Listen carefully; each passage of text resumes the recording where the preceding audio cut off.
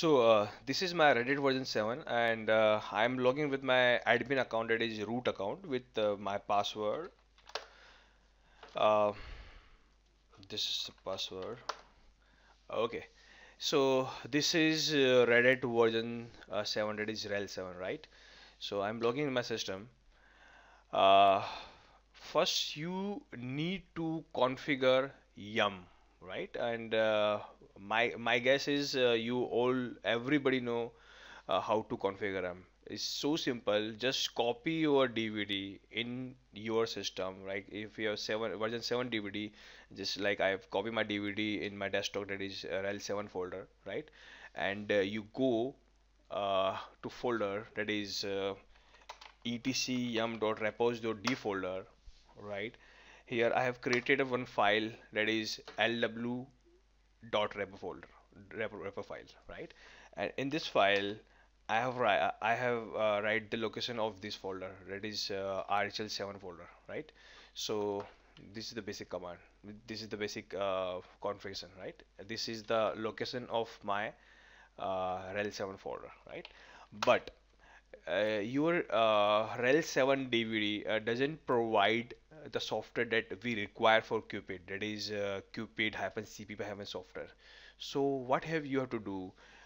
You have to uh, go to uh, the site, that the community that is provided OpenStack, that is the RDO community. So what I'm doing, I'm going to particular exact location where you have all each and every software of your Juno release, right? And this is the location.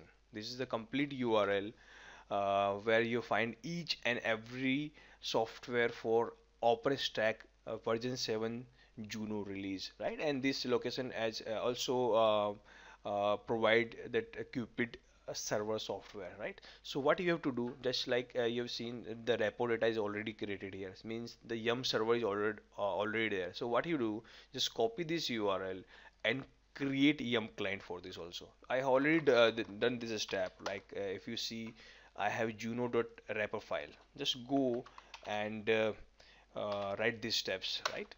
Right, I have already set the URL where the OpenStack software located. This is the basic yum configuration, and I guess you everybody know this how to configure yum client.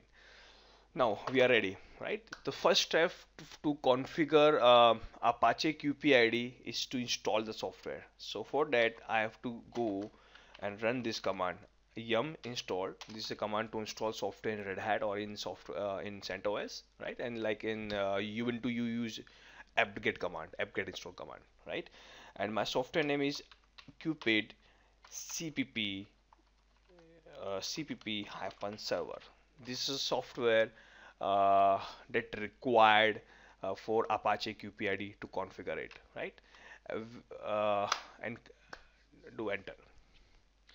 As soon as you do enter, this system says there is one dependency, means it is try to find this software, that is QPID for Proton C, but this software is not available in your DVD, and it also not available by this Fedora or the RDO community. And this is a big issue. Like without this software, you're not able to properly install or configure your Apache QPID.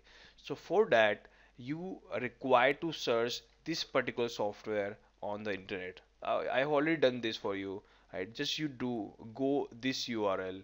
This is the RPM find community, and just go and search for QPID Proton C software, and you have each you have QPID Proton for each and every version, like for Fedora, and you also find for Red Hat also, right? So this is the location for Reddit version 7. I'm using 64-bit. If you are 32-bit, and you can use this software. Just go and click and download it. I already downloaded this software, and do one thing, just download it. It's download in my this folder, that is root download folder. If you do ls, I have this software, right? So install it manually, right? In Red Hat, if you install software manually, there is a command called rpm-ivh Qpid proton. Just do enter and install it, right? Now you're very good, right?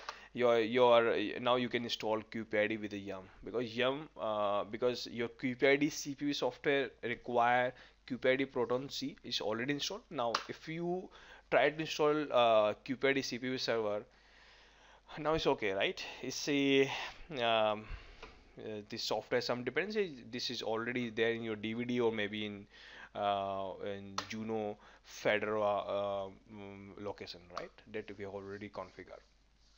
So this is the first step, right? How to install Qpid CPP server software. Now the second step is to configure your Qpid server configuration file, and this file is located in this folder, right? Qpid qpidd.conf. This is the location where your configuration file of qpidd.conf is located. If you go to the file, every line is commented, and this line says everything is configured in qpidd. So you don't require to configure anything in it, right? Until or unless you require extra configuration for it. For example, by default, qpidd configuration or internal commands say I am running in some particular port number, right? Like 5672 something, right? But it says I have no by default security set on me. Like there is no authentication like SASL authentication. I have no encryption kind of thing like SSL kind of thing. So if you want to configure extra things in QPID, you have to write in this file.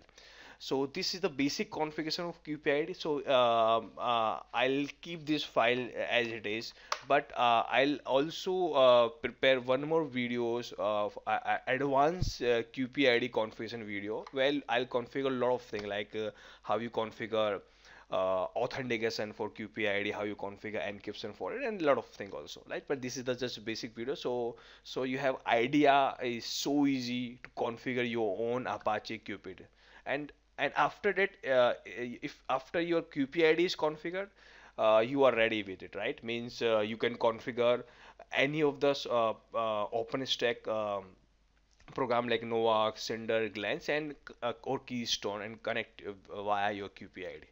So so what I want to say, just install your software. This is first step. Just configure your file. That is by default configure. You no need to write any keyword here, right? And the final step is start your services, right? You are in version 7. So when version 7, the command to start your daemon service system CTL restart qpidd. This is your service name, right? So a service has been started. Just confirm it. Is always good practice to confirm whether your service started or not. So you see, it's very good, right? Your service active is now running, and this is a QPID service, and we are using AMQP as your message broker protocol, right? That we have already discussed what is AMQP. Okay, so the thing is ready, but approximate each services that is running in your network that uses some network services, that is actually network services has some port, either maybe TCP or maybe UDP or maybe any extra different kind of protocol things. So if we want to see which port is opened by this program, right? So there is a command called netstat, and we know that is Qpid is working on TCP, so there is option called T and NLP, right? If you search if you grab for QPID, you'll find the service. This when I start the QPID program, it automatic open 5672 TCP port.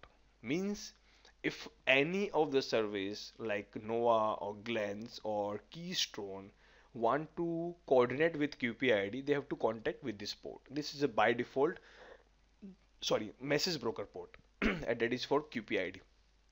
Okay, but Normally, maybe in Red Hat version 6 or Red Hat version 7, your firewall is by default on, and your firewall says if we are not allow an external service to contact to 5672, right? So you have to enable the firewall. Either you disable the firewall, but this is not a good practice. So better enable this port for any incoming packets. Means from outside anybody want to connect with this port, so your firewall will allow, right? So in version 7 you have firewall hyphen cmd, that is your firewall d services, add port, just a minute, add port equals to 5672 slash tcp, because this is a TCP port. So what I'm doing, I'm just allowing 5672, that is a Qpid port for firewall, right? And this is a temporary thing. Means if you reboot your system, again firewall will drop this port. So better make it permanent. For permanent, you have to write this keyword. So this make your firewall permanent and allow 5672 to enable and accept any of the requests. And similar fashion, when you start your QPID services by restart command, this start your QPID temporary basis. Means if you reboot your system, it automatic gone, means it automatically stop. So make it permanent. So for permanent, there is option called enable. By enable option, your service permanently enable, means if you reboot your system, your QPID is is okay, right? So this is the basic step how you configure your QPID in Red Hat version 7, right? And I am using QPID software from the Juno release of the OpenStack. Means in the next coming videos, what I'll do, I'll configure Keystone and say use QPID. I'll configure Noah, Glen, Cinder, Swift, lot of services, and say use this QPID that I configure in this video, right? But each and every software is will use in the coming videos are coming from the Juno release. All right, so it's gonna be the complete series of OpenStack Juno release, like how to configure complete OpenStack each and every service by your own. Means don't require any puppet kind of thing or packstack kind of thing, right? So this is the basic thing. Okay, fine.